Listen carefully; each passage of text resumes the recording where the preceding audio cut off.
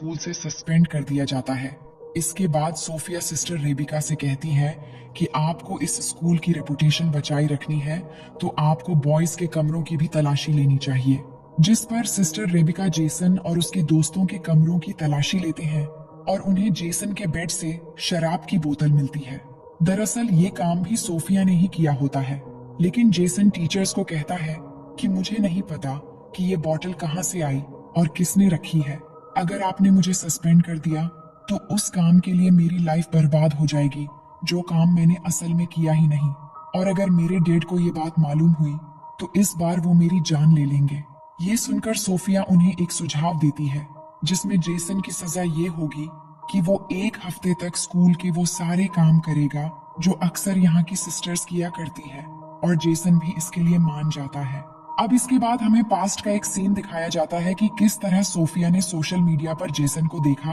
और वो उसके सॉन्ग्स और उसकी आवाज की फैन हो गई, और वो जेसन से मिलने के लिए सोफिया नाम की एक सिस्टर जो उसी स्कूल में ट्रांसफर होने वाली थी, उसका मर्डर करके उसे ठिकाने लगा दिया और उसकी जगह सारे डॉक्यूमेंट्स चेंज करके सिस्टर सोफिया बनकर स्कूल में एंटर हो गई। अब कहानी प्रेजेंट टाइम में आती है, जहां हम देख पाते हैं कि जेसन स्कूल के काम कर रहा है और पौधे लगा रहा है। इसी समय सोफिया वहां आती है और हेल्प करने की बहाने उसको उकसाने लगती है। वहीं जोई ये सब नोटिस कर रही होती है। अब अगले सीन में हम देखते हैं कि सोफिया आखिरकार सारी धार्मिक हदों को पार करते हुए रात को जेसन के कमरे में एंटर हो जाती है और अंदर जाते ही वो मोबाइल रिकॉर्डिंग ऑन करके रख देती है और अपने गले से नेकलेस उतारती है। तभी जेसन की नींद खुल जाती है और वो देखता है कि सिस्टर सोफिया उसके सामने है और उसे अजीब लगने लगता है। लेकिन सोफिया जेसन को अपनी अदा में बहकाने की कोशिश करती है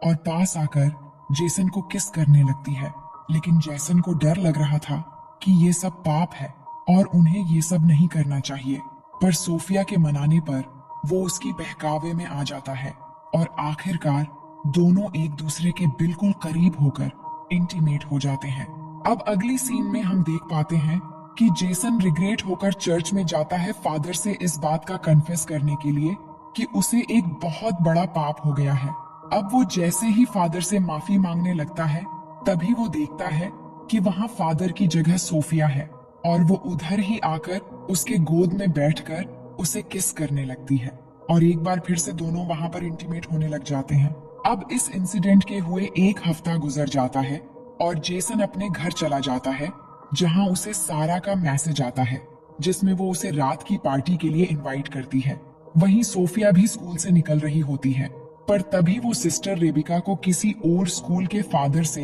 असली सोफिया के बारे में बात करते हुए सुन लेती है, जिससे उसको ये पता चलता है कि वो फादर असली सोफिया को बहुत पहले से जानते हैं। ये सुनते ही वो घबराकर कार की तरफ बढ़ने लगती है, लेकिन तभी सिस्टर रेबिका उसे देखकर कहते हैं कि तुम कहाँ जा रही हो, जिस पर सोफिया उन्हें अपनी आंटी की मेडिकल इमरजेंसी का बहाना करके वहाँ से निकल जाती है। अब उसी रात जेसन अपने डैड से कहता है कि वो सारा के घर पार्टी में इनवाइटेड है, लेकिन उसके डैड उसे जाने से मना कर देते हैं, जिससे इन दोनों के बीच हमेशा की तरह बहस हो जाती है। जिसके बाद जेसन अपने डैड की परमिशन के बिना ही सारा के घर निकल जाता है और वहीं सोफिया भी उसे फॉलो करते हुए उसके पीछे चलने लगती है। अब जेसन सारा के घर जाकर काफी शराब पीता है, जिसके बाद सारा उसे एक कमरे में ले जाती है और दोनों एक दूसरे को किस करने लगते हैं। पर इसी दौरान जेसन को सोफिया के साथ किए हुए इंटीमेट सीन याद आने लगते हैं, जिसके बाद वो एक बियर बोतल लेकर वहां से निकल जाता है,